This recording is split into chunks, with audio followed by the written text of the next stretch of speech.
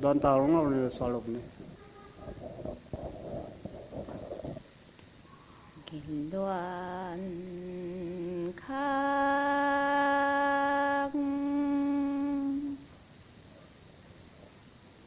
cả lúc mang na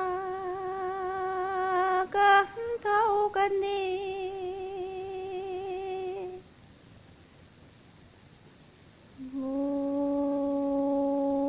thế gilwan mai long mang gai anh long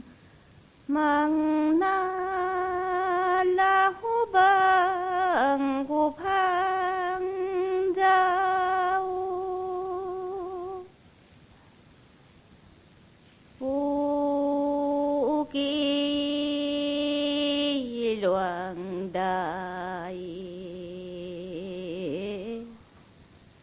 khôi gu na lui khao gang hoan lỡ puai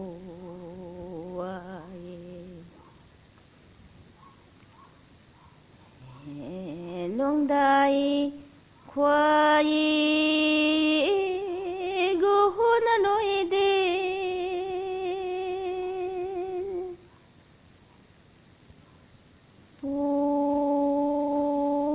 tuang nàng kha mang man la khai gi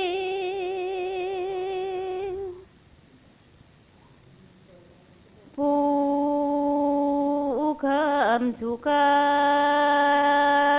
ni muai